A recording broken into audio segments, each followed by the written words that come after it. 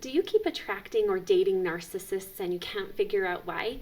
You might belong to a really specific group of people who end up being the actual perfect fit for narcissists.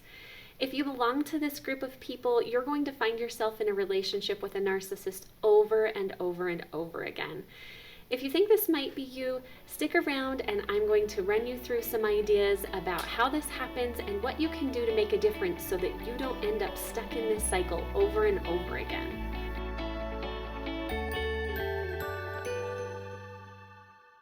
So I told you that there is a specific group of people that's a perfect fit for narcissists, but to understand why, you first have to understand a few things about narcissism. A narcissist has an overwhelming need to be the most important person, whether that's in the relationship, in the room, or maybe even in the world. Narcissists are sometimes referred to as energy vampires.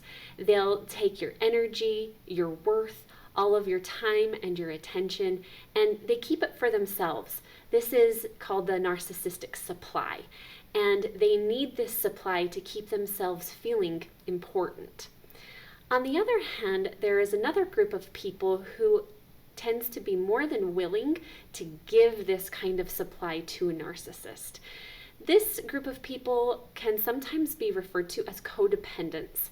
Now, you might have heard of that term codependent, and it can be really overused and actually used very incorrectly.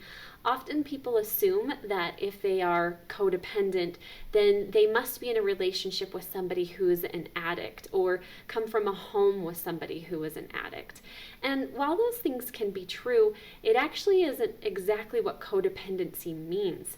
A codependent person places the value of somebody else over the value of themselves.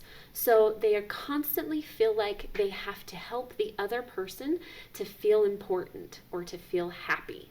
If you are codependent, that means you put other people's needs before your own.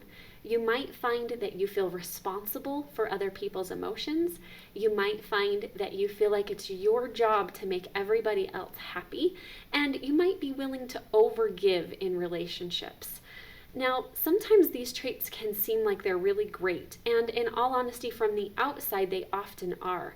But on the inside, it's often because we don't see ourselves as being worthwhile as other people. We put everyone else on this level, and then we put ourselves down a level. This can look like people-pleasing at times, and it can also look like being a chameleon. Like, you don't necessarily have all your own thoughts and opinions, and you can be really roll with the flow. If someone else has a strong opinion, or if the group has an opinion, you kind of just go with that. And maybe you find yourself in relationships getting involved in the relationship and involved in the other person's activities, and suddenly those activities and interests become your activities and interests. Those friends and people become your friends and your people. Now, if you take a look at this, I'm sure you can see what I'm talking about. Codependents and narcissists are actually a perfect fit for each other. Not necessarily in a good or healthy way, but in a way that makes it very difficult to get out of that kind of a relationship. After hearing this, you can probably see why I would say codependents and narcissists are a perfect fit for each other. Not perfect in a good or healthy way, but perfect in the way that they are drawn together like magnets. Often, a narcissist can spot a codependent person very, very quickly, and the codependent person feels really important, like the narcissist needs them, and like that's where they can get their worth from. This can be something that is very electrifying and happens really, really early on in a relationship, maybe even from the first time that you meet each other. So if this is something that you struggle with, you think that you might have some codependency traits, it's important to think about what needs to happen so that you can overcome this. First, I want you to be careful not to blame yourself or think that this means something terrible about you. If you have codependency traits, you were probably taught them from the time you were a very, very young child. Often, children are taught to be responsible for their parents' emotions. Perhaps you were raised in a home where one parent was either narcissistic or maybe even had an addiction, or maybe someone else in your family had an addiction. But this is probably something that you've learned. And if you've learned it, it can be unlearned. It doesn't just mean that these are specific traits that have to follow you around forever.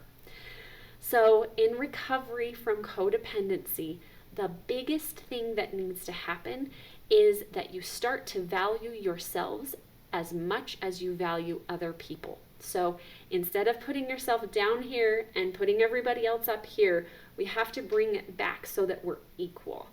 I'm not saying you have to consider yourself to be more worthwhile than everyone else. Instead, I'm saying that you have to consider yourself to be equal. This might take quite a bit of work, either internally or maybe even with a therapist, but coming to a place where you allow yourself to be your own individual with your own thoughts and emotions, and you say to yourself that it's okay that you have your own needs and you prioritize those needs at least evenly with everybody else. You can find yourself recovering from codependency, and it will help you to stop attracting narcissists and stop being attracted to them as well.